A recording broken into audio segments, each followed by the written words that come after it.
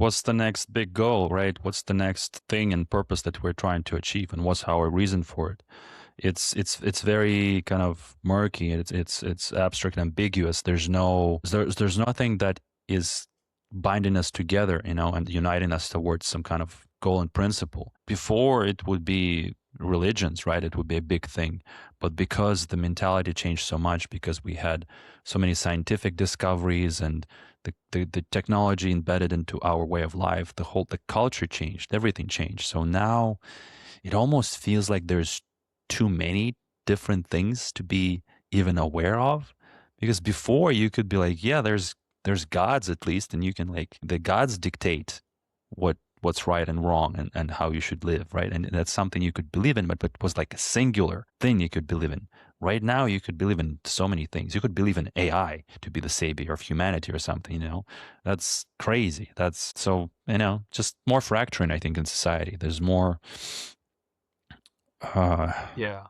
Which like we're is, less spiritual somehow, I think. yeah, we lose kind of the kind of fundamental pillars, basically. Of course, one could say that, well, some people believe in religion, some people don't. It's not you can't force the stuff on people. But at least I think that, of course, with the structure given by religions, they do give people that kind of foundation by which they can base their life on. And that's why people believe in religions, right? It makes sense to them because there's no matter how you criticize it or, it's not, it's definitely have its own life, that kind of rise from that. And a lot of people find great solace in that kind of belief. And I think it does also reflect that when you don't have a belief, then everything turns to Yeah, shit. it's like you don't have a North Star. You don't have a guiding principle. So that means like anything goes. And Yeah, and that you cannot allow that to happen because when you go like, oh, anything goes, oh, anything, even if that's true, when you execute that mentality, when you actually put that into real life, then everything just goes to terrible state. Like this is what's happening right now. Is we're allowing that kind of like, oh, nothing matters. Oh, nothing, it doesn't matter. You can do whatever you like.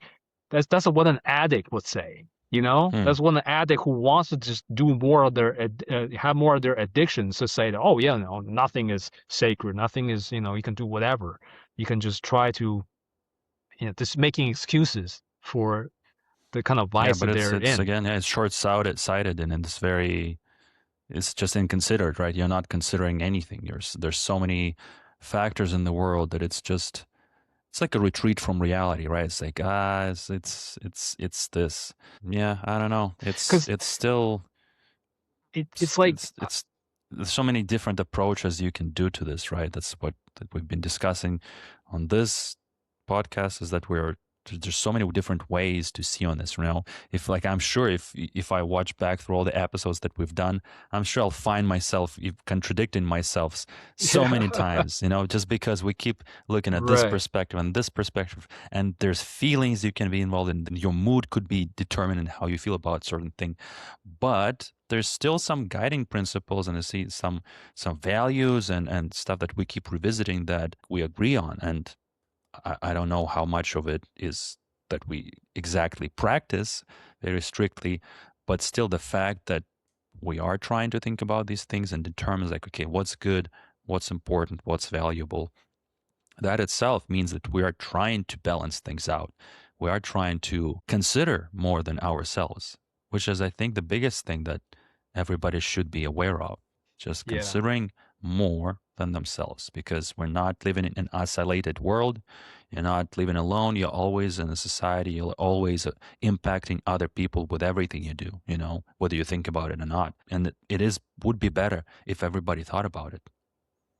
yeah. And I don't know what could actually replace religion if one to do it, but I know that when you have a sort of discernment, basically, I guess this is an advocate of a moral life. It doesn't matter what you believe, but to have a moral life, at least to celebrate kind of the human spirit, right? That way will never be wrong.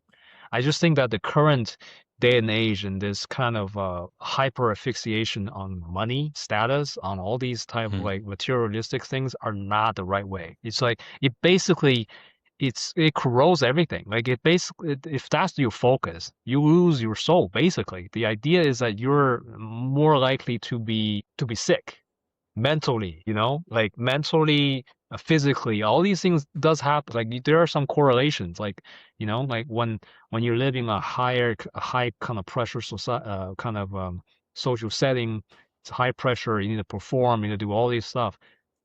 Physiological changes do happen, in those places where it's such a high competition and you have all these like yeah, you're gonna change how you think about life. This is why places like Japan, there's so much cases of depression and stuff like that happens because that's what the environment kind of um foster. So it's about building the kind of environment that you want to live in, not just because it's tradition or it's rule. It's been done before or that's how it is. I just feel like no matter what, the focus on material is not the answer. It's not Yeah. fundamental to human pursuit. It's not fundamental. You're gonna find that you're worse off when you are focusing just Yeah, solely on the it's material. not going to be fulfilling. It's not going to be enough. Enough people have gone through this and realized this. You mentioned religions, and the origin of that word is that originally it did convey something like respect for what is sacred, and some interpretations mean it's like a connection with the gods. But this respect for what is sacred, essentially, it's the same thing as morality. So at the very root of it, you can take religion as just a system of morality, of morals, right? Rules to live by, which means it doesn't matter if they're arbitrary, if they're from the gods or whatever. But the point is, it is a system. It's not something random. It is a system that through generations and through a lot of different processes evolved into a certain rule book and language and mythology that is worth keeping in Because society it's in what one way, shape, works. or form. Yeah, It's because almost without foolproof. it, it's chaos. Without it, it's Yeah. like figure it out for yourself. But why do that when there's already something that's working Yeah. in some way, shape, or form? At least on paper, right? On face value, at least it is. In execution, yes, it varies, and the organized religion is a different thing. But the core of it is essentially spirituality. Is a search and deliberate action and effort towards being in the world with harmony, with trying to be happy and not hurt other human beings, as your compass. Because without it, yeah, you if you just prioritize that, if you're just a materialist, an atheist, why not just exploit everybody and get the goodies and just do that? But that doesn't work. That's the part where it doesn't work. It's not the thing that you should be doing. So let's not throw it out and just, I guess that's the big debate that I think Sam Harris argues for, that is that morality exists without religion, outside of religion. But this, my understanding of religion with this, like with its etymological roots, is essentially it's the same thing. It doesn't matter what you call it, but it's just a codification of what is right versus wrong. Mm. It's just another language, another way to represent it. It's But there is such things as right from wrong. That's my favorite quote that stuck with me from the K-Pax movie with Kevin Spacey, is that he says, yeah, the doctor asks him, like, you don't have laws, you don't have police. How do you know right from wrong? And he's like, every being in the everybody universe knows right know from what's wrong. right. What are you talking about? And you kind of can't argue with it. It's so true, because I don't know. It's like it's kind of easy to say right from wrong. I don't think it's that complicated. Maybe there are difficult situations and there are choices and costs to things, but in terms of right from wrong, you could definitely say, because yeah, a certain situation may require you to sacrifice stuff, but that's still going to be right, because the other option would be to deliberately do harm to someone else, and that's always wrong. Well, if it's pure harm, obviously there are levels to this stuff, and there are dilemmas, all kinds of dilemmas and philosophical experiments you can do with it. But I, a lot of situations in life are pretty Yeah, easy to see I do. where's the wrong and where's the right. I do wonder, is that some kind of built-in? Because I wonder, what about, say, some animals? Do they know what's right from wrong, or is that a human No, concept? no. That requires the thinking part. That requires the evaluation and consideration for stuff that's outside of now. That's outside of like, ooh, I'm hungry. There's meat. It's it's like what we're endowed with this ability to think. But this is actually a good topic because for vegetarian topic, because it's like it's always goes back to that for who decides what's Moral? evil and moral and correct or incorrect. My argument for it was I was arguing the other day with somebody because say I I agree that ideally nobody has to suffer for me to eat food and sustain myself. But where's that boundary? Everything is a living thing. Yeah, Every you, all the food you that eat, we eat is living. if you eat plants, To you're right? killing the plants, right? Who decides? Like you say, oh, it's anybody with a nervous system. Well, who decides that? Why did you put that as a line? Who is the authority on making that line? The authority is humans because there's no one else. We're the smartest ones as far as we can tell. So we get to make the rules. That's just how it works.